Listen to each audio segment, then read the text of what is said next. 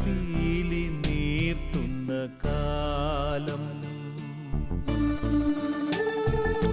പാദമുദ്രകൾ നീർത്തടാകങ്ങളാകും.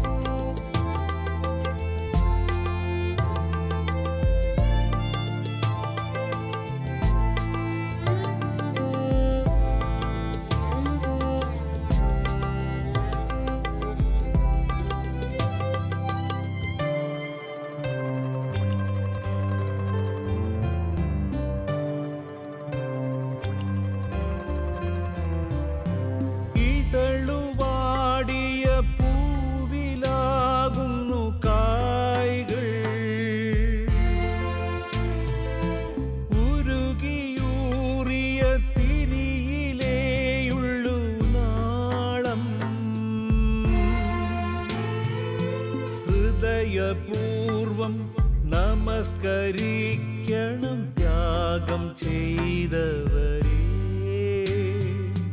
ദൈവമേകുമി സ്നേഹമാതൃക പിന്തുടർന്നിടണം.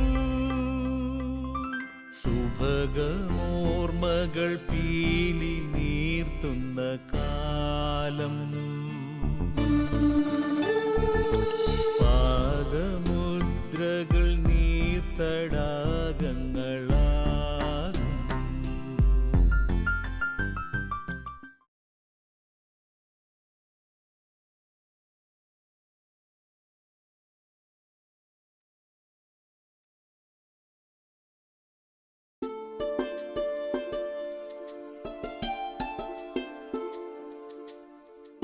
പുത്തൻപീടികയിൽ നിന്നും തേക്കാനത്തച്ഛൻ 1986 പറവട്ടാനി ഇടവകയുടെ വികാരിയായി ചുമതലയേറ്റു.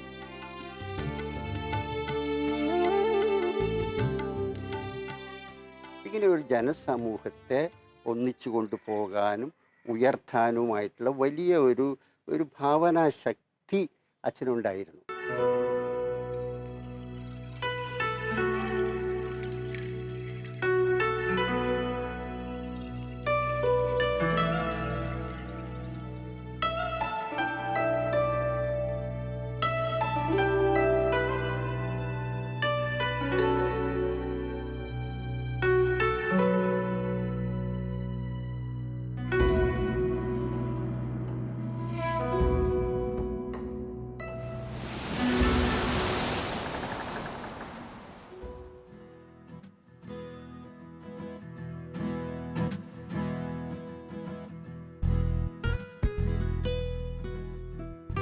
ഈ കാലത്തു തന്നെയാണ് പറവട്ടാനി മഡോണ നഗറിലുള്ള തൊഴിൽ അഭ്യസന പീഠം ITIയുടെ ഡയറക്ടറായി ചുമതലയേൽക്കുന്നത്.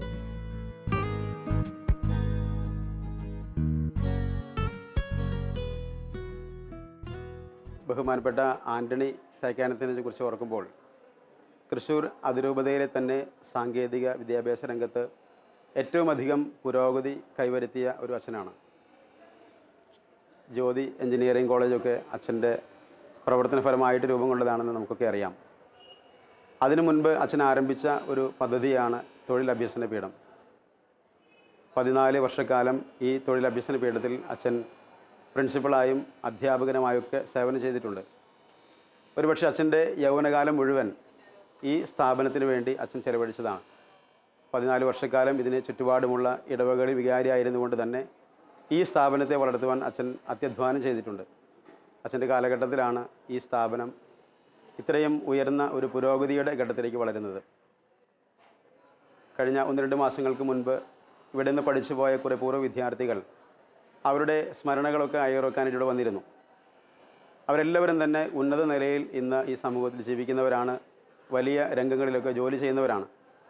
ഒരുപക്ഷെ ഇവിടുത്തെ 2 വർഷത്തെ ITC പഠനകാലം അതൊരു പക്ഷേ ചെറുതായിട്ടൊക്കെ എല്ലാവരും കണ്ടിരുന്നതാണ്. പക്ഷേ ഏതാനും വർഷങ്ങളിലെ അനുഭവ പരിചയം കൊണ്ട് തന്നെ അവർ സമൂഹത്തിന് ഏറ്റവും ഉന്നത നിലകളിലേക്ക് എത്തുവാനായിട്ട് അവർക്ക് കാരണമായിട്ടുണ്ട്. അങ്ങനെ വലിയ നിലയിൽ ജോലി ചെയ്യുവാനായിട്ട് അവരൊക്കെ കാരണക്കാരായെങ്കിൽ അതിൻ്റെ പിന്നിലുള്ള വലിയ ബലം ബഹുമാനപ്പെട്ട ആൻ്റണി തേക്കാനത്തച്ഛനെ പോലുള്ളവരാണ്. കാരണം അച്ഛൻ 14 വർഷക്കാലം ഈ സ്ഥാപനത്തിൽ ഇരുന്നു കൊണ്ട് ഈ സ്ഥാപനത്തെ പഠിച്ചു, ഈ സ്ഥാപനത്തെ വളർത്തി ഇതിനൊരു നല്ല നിലയിലേക്ക് കൊണ്ടുവന്നു. അച്ഛനും ഒരു എൻജിനീയറാണ്. ഒരുപക്ഷെ അതിരൂപതയിലെ ആദ്യത്തെ തന്നെ സാങ്കേതിക വിദ്യാഭ്യാസ രംഗത്ത് മികവ് തെളിയിച്ച വൈദികരിൽ ഒരാളാണ് ആൻ്റണി അച്ഛൻ.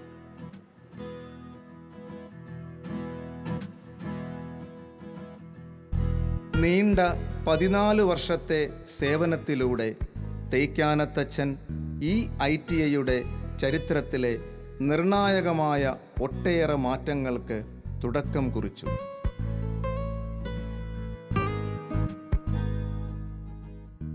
ആൻ്റണി അച്ഛൻ്റെ ഈ അനുഭവവും പരിചയമൊക്കെ ഇവിടെയുള്ള സാധാരണക്കാരായ ഒരുപാട് കുട്ടികൾക്ക് വലിയ നന്മയിലേക്ക് പ്രവേശിക്കുവാൻ, അവരുടെ ജീവിതത്തിൻ്റെ ഗതി തന്നെ മാറ്റിമറിക്കത്തക്ക രീതിയിൽ വലിയ നിലയിലേക്ക് എത്തുവാനായിട്ട് സഹായകമായിട്ടുണ്ട്. അതിൻ്റെയൊക്കെ അടിസ്ഥാനമായിട്ട് നമുക്ക് പറയാവുന്നൊരു വ്യക്തിത്വം തേക്കാനത്തച്ഛൻ തന്നെയാണ്. കാരണം അച്ഛൻ്റെ അത്രയും കാലം ഈ സ്ഥാപനത്തിൽ ജോലി ചെയ്ത വേറെ ആരുമില്ല. ഈ സ്ഥാപനം തുടങ്ങി ഏകദേശം ഒരു 4-5 വർഷം കഴിഞ്ഞപ്പോഴേ അച്ഛനോട് എത്തിയതാണ്. ബാലാരിഷ്ടതയിൽ നിന്നൊക്കെ അതിനെ മാറ്റി ഒരു പൂർണ്ണമായ അവസ്ഥയിലേക്ക് ഈ സ്ഥാപനത്തെ കൊണ്ടുവരുവാനായിട്ട് അച്ഛന് സാധിച്ചു. ഇന്ന് 4 ട്രേഡുകളിലായി 200 വിദ്യാർത്ഥികൾ ഇവിടെ പഠിച്ചുകൊണ്ടിരിക്കുന്നു. അച്ഛൻ്റെയൊക്കെ ദീർഘവീക്ഷണമാണ്. പാവപ്പെട്ടവർക്ക് വേണ്ടിയുള്ള ഒരു സ്ഥാപനമായിരിക്കണം ഇത്. അതുകൊണ്ട് തന്നെ ഇതിന് വലിയ ഇൻഫ്രാസ്ട്രക്ചറൊന്നും കണ്ടെന്ന് വരികയില്ല. പക്ഷെ അതിനപ്പുറത്ത് പരിശീലനം വളരെ അച്ചടക്കത്തോടെ കൃത്യതയോടെ നൽകിക്കൊണ്ട് ഈ സ്ഥാപനത്തെ ഇന്ന് ഇന്ത്യയിലെ തന്നെ ഏറ്റവും പ്രശസ്തമായ ഒരു ITI ആക്കി ഉയർത്തുവാൻ അച്ഛനിലൂടെ ഈ സ്ഥാപനത്തിനും ഇവിടെയുള്ള സമൂഹത്തിനും സാധിച്ചിട്ടുണ്ട്. അതുകൊണ്ട് ഏറെ നന്ദിയോടെ സന്തോഷത്തോടെയാണ് അച്ഛനെ ഈ സ്ഥാപനം എന്നും അനുസ്മരിക്കുക.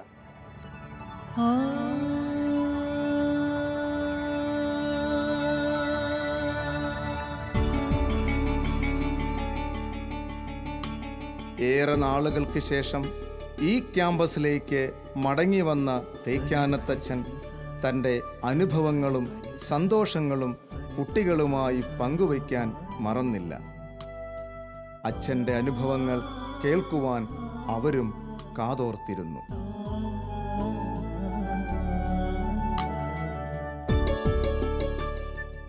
'86 ഞാൻ വരുമ്പോൾ ആദ്യം ഒരു അധ്യാപകനായിട്ട് തുടങ്ങിയ സ്റ്റെനോയ്ക്ക് ഇംഗ്ലീഷ് ക്ലാസ് എടുക്കലാണ് ആദ്യം തുടങ്ങിയത്. പിന്നെ അതേ തുടർന്ന് പ്രിൻസിപ്പാളും ഡയറക്ടറുമായി. അതേസമയം തന്നെ ഇതിൻ്റെ അപ്പുറത്ത് മെഡോണ അറിയാം നിങ്ങൾക്ക്, മെഡോണയിലെ ഡയറക്ടറായിരുന്നു. അപ്പോൾ എൻ്റെ താമസം മെഡോണയിലും ഇവിടുത്തെ ക്ലാസ്സും പരിപാടികളായിട്ട് അങ്ങനെ പോയി. ഇവിടുത്തെ ട്രെയിനിങ്ങിന് ഞാൻ ചില പ്രധാനപ്പെട്ട വ്യത്യാസങ്ങൾ വരുത്തിയിരുന്നു. ഒന്ന്, ഞാൻ നേരത്തെ പറഞ്ഞ ആ തത്വം അനുസരിച്ച് കുട്ടികൾ ഒരു തൊഴിൽ ചെയ്യാൻ മടിയില്ലാത്തവരാവണം. വെറുതെ വന്ന നോട്ട് പുസ്തകത്തിന് മുമ്പിലിരുന്ന് എന്തെങ്കിലും വരച്ചു കുറിച്ചു പോവുക എന്നുള്ളതല്ല. ഇവിടെ പഠിക്കുന്ന തൊഴിലിൽ പെടുന്ന ഏത് കുട്ടിയും നമുക്ക് ആവശ്യമുള്ള ഏത് തൊഴിൽ അവർ ചെയ്യാൻ തയ്യാറാണ്. നിങ്ങൾക്ക് ഒരു ദിവസം എത്ര മണിക്കൂറാണ് പ്രാക്ടിക്കൽ? 5 മണിക്കൂർ പ്രാക്ടിക്കലാണ്, 2-2.5 മണിക്കൂറേ തിയറി ഉള്ളൂ. അപ്പോൾ നിങ്ങൾ പ്രാക്ടിക്കൽ ഏത് നേരവും എന്തെങ്കിലും കാട്ടി ഇരുന്നുകൊണ്ട് മാത്രമായില്ല, അത് പുറത്ത് കടന്നാൽ ചെയ്യാവുന്ന ധൈര്യം വേണ്ടേ. അപ്പോൾ ഇവിടെ ഞാൻ ചെയ്തിരുന്ന പുറമേ ഉള്ള എന്തെങ്കിലും പണികൾ വന്നാൽ കുട്ടികൾക്ക് നമ്മളതിന് വേണ്ട നിർദ്ദേശങ്ങൾ കൊടുത്ത് കൊണ്ടുപോകും. ഫിറ്റൽ ട്രേഡിൽ പഠിച്ചിരുന്നവരാണ്. ഈ അപ്പുറത്ത് നിൽക്കുന്ന ഒരു വലിയ 6600 സ്ക്വയർ ഫീറ്റാണ് ആ വർക്ക്ഷോപ്പ്. ഇപ്പോൾ ഉള്ള വർക്ക്ഷോപ്പിൻ്റെ അപ്പുറത്തുള്ള ആ വലിയ ബിൽഡിങ്, അതിൻ്റെ ഒരുവിധം പണികൾ ഒക്കെ ചെയ്തത് നമ്മളുടെ ഇവിടെ പഠിക്കുന്ന കുട്ടികളാണ്. ഈ കെട്ടിടത്തിൻ്റെ അപ്പുറത്തുള്ള കെട്ടിടമൊക്കെ അത് ഞാൻ വന്നവരും പണിതതാണ്. അതിൽ വയറിങ് മുഴുവൻ ചെയ്തത് ഇലക്ട്രിക്കൽ കുട്ടികളാണ്. സിവിലിലെ കുട്ടികൾക്ക് പ്രധാനമായിട്ട് ബോണ്ടുകൾ, ഏത് തരമുള്ള ബോണ്ടുകളാണ് എന്നൊക്കെ വരച്ച് പഠിപ്പിക്കില്ല പതിവ്. പക്ഷേ ഇവിടെ അടുത്തുള്ള സ്ഥലങ്ങളിൽ, പ്രത്യേകിച്ച് മെഡോണയുടെ അവിടെ എന്തെങ്കിലും ഒരു വിറകുപരി ഉണ്ടാക്കി അത് മുഴുവൻ ഇഷ്ടിക പണിതതും തറ ശരിയാക്കിയതൊക്കെ ഇവിടുത്തെ സിവിൽ സ്റ്റുഡൻസാണ്. അപ്പോൾ അവർക്ക് അങ്ങനെ പ്രാക്ടിക്കലായിട്ട് ചെയ്യാൻ ചിലപ്പോൾ ആരെങ്കിലും പറയുകയാണെങ്കിൽ നമ്മൾ അവരെ പണി ഏറ്റെടുക്കും. ഫിറ്ററുള്ള കുട്ടികൾ പോയിട്ട് വലക്കാവിൽ ഒരു വീട്ടുകാരന് ഒരു ഷെഡ് ഉണ്ടാക്കി കൊടുത്തു. അവർ തന്നെ അതിൻ്റെ കാലുകളൊക്കെ കൊണ്ടുപോയി വെൽഡ് ചെയ്ത് ശരിയാക്കി ഷീറ്റ് മേഞ്ഞു. അതുപോലെ ഇവർ വലക്കാവ് പള്ളിയിൽ കാറിടാനായിട്ട് ഒരു എക്സ്റ്റൻഷൻ വർക്ക് ചെയ്തു. അത് കുട്ടികളാണ്. ആദ്യമൊക്കെ ചിലർ ഇത്തിരി പുളിപ്പൊക്കെ കാണിക്കും. അപ്പോൾ എന്തെങ്കിലും കുറച്ചൊക്കെ ശാസനയും ശിക്ഷയൊക്കെ ഉണ്ടാവാറുണ്ട്. അത് അന്നവർക്കൊരു വിഷമമായി തോന്നിയെങ്കിലും പിന്നീട് അവരെയൊക്കെ കാണുമ്പോൾ അവരതിനെപ്പറ്റി നല്ല അഭിപ്രായമാണ്. അന്ന് അച്ഛൻ കണിശമായിരുന്നെങ്കിലും അത് ഞങ്ങൾക്ക് ഉപകാരമായി. ഞാൻ ഗൾഫ് രാജ്യങ്ങളിൽ പോയിട്ടൊരു കമ്പനിയിൽ, അന്ന് ഇവിടെ പഠിച്ച 2-3 പേര് ജോലി ചെയ്യുന്നൊരു കമ്പനിയായിരുന്നു അത്. അപ്പോൾ അവിടുത്തെ MD-നെ ഞാൻ ഓഫീസിൽ പോയി കണ്ടു. ഇങ്ങനെ സംസാരിച്ചപ്പോൾ ഞാൻ പഠിപ്പിച്ച 2-3 കുട്ടികൾ ഇവിടെ ഉണ്ട്, ഇന്ന ആൾക്കാരാണെന്ന് പറഞ്ഞപ്പോൾ മാനേജർ പറഞ്ഞത്, they are the best workers here. ആ കുട്ടികളാണ് ഈ കമ്പനിയിലെ ഏറ്റവും നല്ല workers. They are obedient and they know how to work. അപ്പോൾ അവർക്ക് ആ ഒരു ശീലം കിട്ടിയത് നമ്മൾ നിർബന്ധം പിടിച്ചുകൊണ്ട് തന്നെയാണ്. പിന്നെ ഞാൻ എപ്പോഴും ഉദ്ദേശിച്ചിരുന്ന ഒരു കാര്യം, നമ്മളൊരു പണി പഠിക്കൽ മാത്രമല്ല, നമ്മളൊരു സ്വഭാവ രൂപവൽക്കരണം കൂടി നമുക്ക് കിട്ടണം. കാര്യങ്ങൾ ചെയ്യുന്നത്, സാറുമാരെ കാണുമ്പോൾ പെരുമാറുന്നത്, നമ്മൾ പക്ഷേ വീട്ടിൽ അപ്പനോ അമ്മയോ അച്ഛനോ ഒക്കെ വരുമ്പോൾ എഴുന്നേറ്റ് നിൽക്കലോ ബഹുമാനിക്കലോ ഒന്നും നമ്മൾ ചെയ്യാറ്. പണ്ടൊക്കെ അങ്ങനെ ഉണ്ടായിരുന്നു. വീട്ടിലേക്ക് അച്ഛനൊക്കെ പുറത്ത് പോയി വരുമ്പോൾ എഴുന്നേറ്റ് നിൽക്കുക, അല്ലെങ്കിൽ അച്ഛൻ വീട്ടിലുള്ളപ്പോൾ നമ്മൾ അച്ഛനേക്കാൾ പൊക്കത്തിൽ കസേരയിൽ കയറി ഇരിക്കുക, അല്ലെ മേശപ്പുറത്ത് കയറി ഇരിക്കുക. അതൊന്നും പണ്ട് ഞങ്ങളൊക്കെ ചെറുപ്പമായിരുന്ന കാലത്ത് മാതാപിതാക്കൾ സമ്മതിക്കില്ല. ഇപ്പൊക്കെ സ്ഥിതി അതല്ല. അപ്പനും മക്കളും എന്നുള്ള ബന്ധം വി ആർ ഫ്രണ്ട്സ് എന്നുള്ള രീതിയിലാണ്, കൂട്ടുകാരെ പോലെയാണ് അപ്പനെയും അമ്മേനെയൊക്കെ കാണുന്നത്. അപ്പോൾ അതുകൊണ്ട് മാതാപിതാക്കൾക്കുള്ള ബഹുമാനം കൊടുക്കൽ കുറഞ്ഞു, അധ്യാപകരോടുള്ള വിധേയത്വം കുറഞ്ഞു. പക്ഷേ അത് അധ്യാപകരോടുള്ള വിധേയത്വം വളരെ ഗൗരവമായിട്ട് കണ്ടിരുന്നു. നിങ്ങളങ്ങനെ കീഴ്പ്പെട്ട് നിന്നാലാണ് നാളെ ഒരു കമ്പനിയിലായാലും അത് ചെയ്യാൻ പറ്റുള്ളൂ. അപ്പോൾ അന്ന് ഇവിടെ കൊടുത്തിരുന്ന ആ കണിശത്തോടു കൂടിയ പരിശീലനം മാതാപിതാക്കൾ കുട്ടികളെ ഇവിടെ കൊണ്ടുവന്ന് ചേർത്താൻ വലിയ താല്പര്യം കാണിച്ചിരുന്നു. ഇവിടെ നിന്ന് എങ്ങനെയും 5 മണിയാകുമ്പോൾ ചാടി പിന്നെ പിറ്റേ ദിവസം വരുമ്പോൾ പുസ്തകം എടുത്തിങ്ങോട്ട് പോകുന്നാൽ പോരാ. സ്വന്തമായിട്ട് ഏതെങ്കിലും കാര്യങ്ങളൊക്കെ ചെയ്യാനുള്ള ഒരു പ്രവണത, അതിന് നമ്മൾ പറയുന്നൊരു പേരാണ് ഇനീഷ്യേറ്റീവ്. എല്ലാം ഇവിടുന്ന് പറഞ്ഞത് മാത്രമല്ല, ഒരു സെൽഫ് ഇനീഷ്യേറ്റീവ്. അത് കഴിഞ്ഞിട്ട് നമ്മൾ സ്വന്തമായിട്ട് ചെയ്യാൻ നോക്കുക, സെൽഫ് എൻ്റർപ്രീനർഷിപ്പ്. പരിശ്രമമായിട്ട് സ്വന്തമായിട്ട് എന്തെങ്കിലും ചെയ്യുക, അതുള്ളവനെ വിജയിച്ച് പോകാൻ പറ്റും. ഇപ്പോൾ എഞ്ചിനീയറിംഗ് കോളേജിൽ പഠിച്ചാലും അവൻ അത് കഴിഞ്ഞിട്ട് എന്തെങ്കിലുമൊക്കെ സ്വന്തമായിട്ട് ചെയ്യാൻ ശ്രമിച്ചില്ലെങ്കിൽ ആ പറഞ്ഞത് കേട്ടിരിക്കും. വേറെ എവിടെയെങ്കിലും ചെന്നാൽ ഇന്നൊക്കെ അവർ നോക്കുന്ന എന്താ, ഇവനെ എൻ്റെ സ്ഥാപനത്തിൽ ഏൽപ്പിച്ചാൽ ഇവൻ്റേതായ എന്തെങ്കിലും ഒരു കോൺട്രിബ്യൂഷൻ, ഒരു സംഭാവന നൽകാൻ അവന് കഴിയുമോ?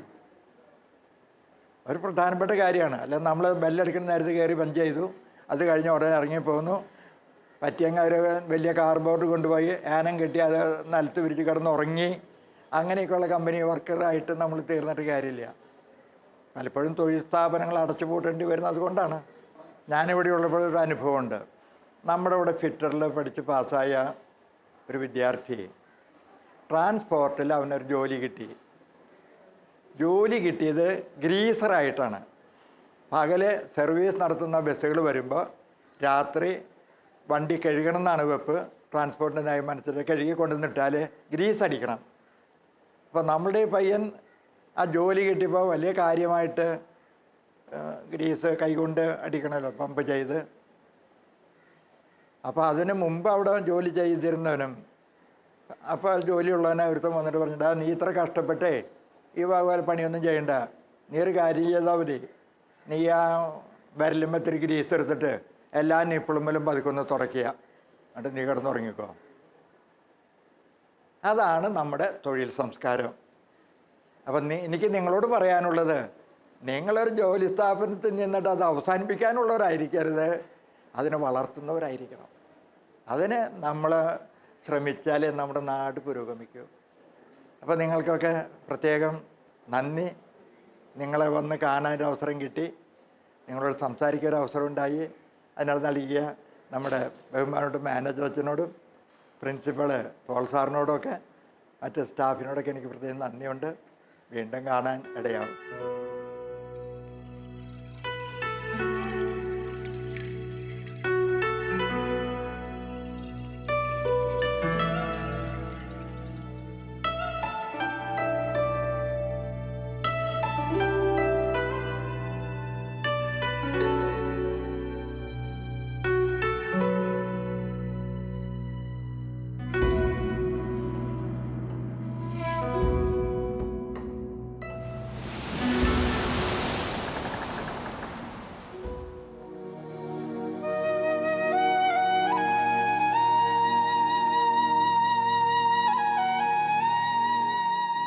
മഡോണ ധ്യാന കേന്ദ്രത്തോടനുബന്ധിച്ച് ഈ ചാപ്പൽ പണിതത് തേക്കാനത്തച്ഛൻ്റെ കാലത്താണ്.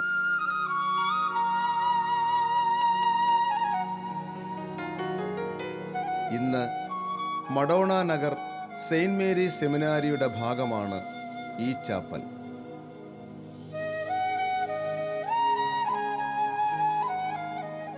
തൃശ്ശൂർ അതിരൂപതയിൽ നീണ്ട വർഷങ്ങൾ ദൈവത്തിനും ദൈവജനത്തിനും വേണ്ടി സ്തുത്യർഹ സേവനം ചെയ്ത ആദരണീയനായ വൈദികനാണ് ബഹുമാനപ്പെട്ട ആൻ്റണി തേക്കാനത്തച്ഛൻ.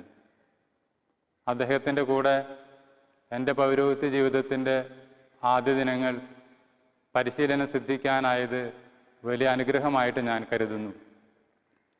ഈ കാണുന്നത് ബഹുമാനപ്പെട്ട ആൻ്റണി തേക്കാനത്തച്ഛൻ്റെ അവിശ്രാന്ത പരിശ്രമത്തിൻ്റെ തെളിവ് കൂടിയായി ഇന്നും അതിരൂപതയിൽ നിലനിൽക്കുന്ന മൈനർ സെമിനാരിയുടെ കോമ്പൗണ്ടിലുള്ള മഡോണ ചാപ്പൽ ആണ്. ഇതിൻ്റെ നിർമ്മാണ പ്രവർത്തനങ്ങളിൽ മോൺസിഞ്ഞോർ ഇഗ്നേഷ്യസ് ചാലിശ്ശേരിയോടൊപ്പം തോളോട് തോൾ ചേർന്ന് ഇതിൻ്റെ രൂപകൽപ്പനയിലും നിർമ്മാണ പ്രവർത്തനങ്ങളിലും മുഖ്യ പങ്കുവഹിച്ച വ്യക്തിയാണ് ബഹുമാനപ്പെട്ട ആൻ്റണി തേക്കാനത്തച്ഛൻ. തൃശ്ശൂർ അതിരൂപതയുടെ ചരിത്രം പരിശോധിക്കുമ്പോൾ തൃശ്ശൂർ അതിരൂപതയുടെ ആത്മീയ ഉണർവിനെ ഏറെ സഹായിച്ചിട്ടുള്ള ഈ മഡോണ നഗർ ധ്യാന കേന്ദ്രത്തിലും അച്ഛൻ ഇവിടെ പണികഴിപ്പിച്ച ഈ ദേവാലയത്തിനും ഒരുപാട് പേർക്ക് ആത്മീയമായിട്ടുള്ള ഉണർവ് പങ്കുവയ്ക്കാനായിട്ടുണ്ട് എന്നുള്ള കാര്യം അനുസ്മരിക്കുന്നതിൽ ഏറെ സന്തോഷമുണ്ട്.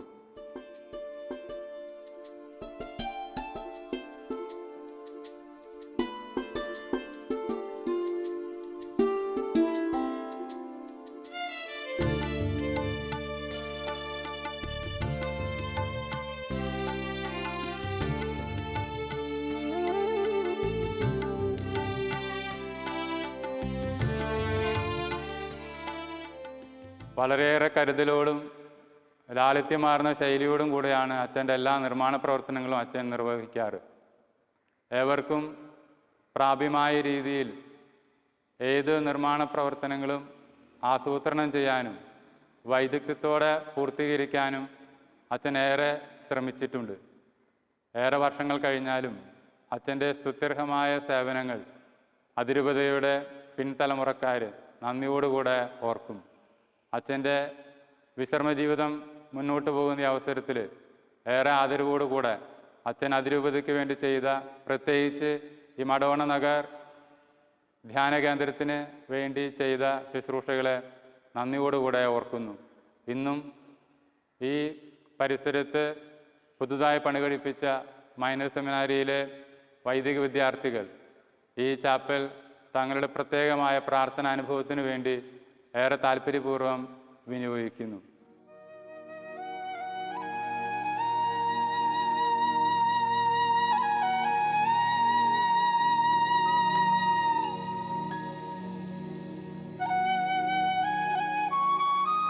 നെല്ലിക്കുന്ന് ഇടവകയിൽ സേവനം ചെയ്യുന്ന കാലത്താണ് ഒരു എഞ്ചിനീയറിംഗ് കോളേജിൻ്റെ ആവശ്യകതയെക്കുറിച്ച് ചിന്തയുണ്ടാവുന്നത്.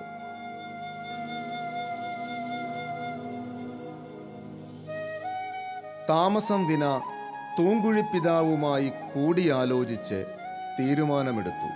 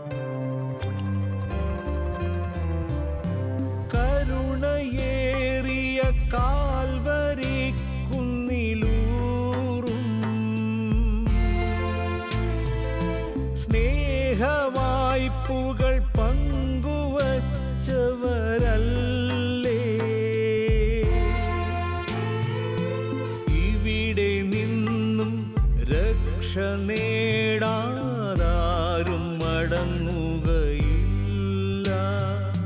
പാപമോചനം യേശു ചിന്തിയ ചോരതൻ വിജയം.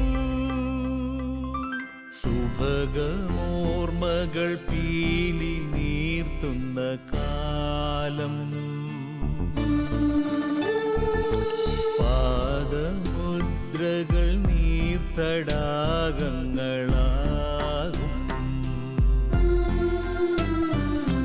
ഇവിടെയോരോ മൺതരിയിലും ജീവൻ തുടിക്കുകയാണിന്ന്. പൂർവഗാമികൾ ചോര നീരായി തന്നതിൻ സുഹൃതം. സുഭഗമോർമകൾ പീലി